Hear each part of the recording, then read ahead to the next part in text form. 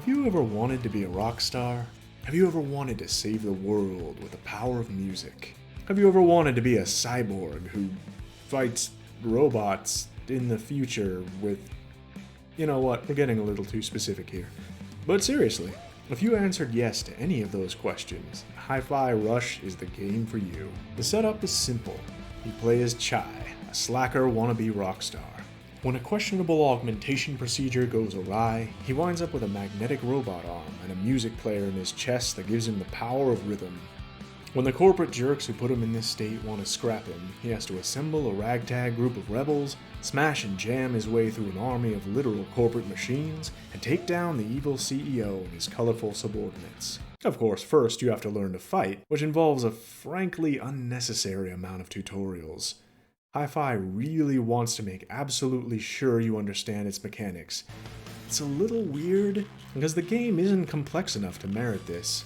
You've got light attack, heavy attack, dodge, parry, and some combo mechanics thrown in there. The real hook of it all, though, is the fact that everything goes along to the beat. And I mean everything.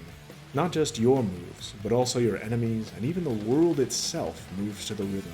A little tricky if, like me, you don't have any rhythm, but the game is a little forgiving. The only penalty for being offbeat is losing some damage and lowering your score. Still, you'll want to stay on beat as much as possible in combat, since things can get pretty hairy and keeping on time is key for both dealing and avoiding damage. Once you get past all the tutorials, Hi-Fi really hits its stride. Combat in this game rocks. It's fast-paced, high mobility, and stylish as all get out.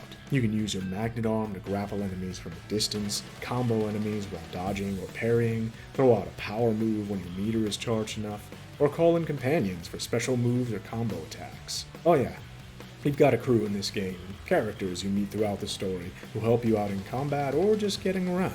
In combat, they can help you deal with special enemies, doing things like breaking shields, cracking armor, or putting out fires. You meet them as you progress through the story, and once they've joined your cause, you can call on any or all of them, who are all in a fight or out of one.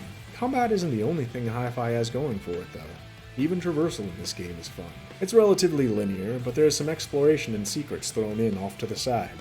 You can venture off the beaten path to find health, power-ups, chests, secrets, characters to talk to, and even find some notes to read to expand on the lore of the world just a little bit. There are even areas that aren't available right away, which I think are meant for New Game Plus, but I haven't gotten that far yet.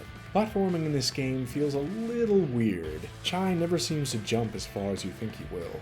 More than once I fell into the abyss by missing a platform that looked like it was easy to reach, but once I got the hang of using the jump for vertical movement and the dash for lateral movement, it was fine. It just took a little getting used to. In between missions, you can idle some time away at your hideout. Here, you can upgrade yourself by buying items and new moves, talk with members of your crew, stop and admire your big mural of achievements, or just crash on the couch and spend a little time with your robot cat. After you beat the game, you can also get a jukebox to listen to music, which I really wish was there from the beginning, considering how important music is to the game. Speaking of music, I do have to mention the soundtrack, which, how could you not, this being a musical game? The whole game has a sort of 90s era punk rock feel to it. At least I think it does. I don't know music genres very well. They did a great job writing their own tracks with a handful of licensed hits thrown into the mix for good measure. The song they chose for the final boss fight is particularly solid. If you play the game, you know what I mean. I haven't talked about the story too much, but there's not too much to say. It's a pretty standard scrappy underdogs fight the evil corporation sort of deal. There's nothing too serious here. Hi-Fi prioritizes cartoonish, over-the-top fun over any kind of serious narrative. Also, we should talk about the main character, Chai, which I think is putting people off when they watch the trailer. At first, I kinda took him to be a cliché slacker dweeb, but he grows on you, he really does. There's a fine line with this type of character between endearing and insufferable, but the game manages to make him thoroughly likable, and he improves throughout the game. The standout of the whole experience for me is the boss fights. They are spectacular. The boss fights are where all of the strongest elements of the game come together, where the music, the combat, the over-the-top style and characterization of it all combine into the perfect mix of goodness. The only complaint I have is that there just aren't enough of them. More than once a chapter would conclude without a proper boss fight I was expecting, and a few of the ones that were there felt more like gimmicks instead of a fully fleshed out fight that lets you use all of the game's mechanics. I've got my fingers crossed that this will get addressed in some DLC in the future. To wrap it all up, would I recommend this game? Yes. Yes, yes, 1,000 times yes. Hi-Fi is getting a ton of hype right now, but it deserves 100% of it. It's easily the best game I've played this year, which, okay, yeah, it's barely February, but still, I can already tell this is going to be a standout for me and a lot of other people too. Pick it up, definitely.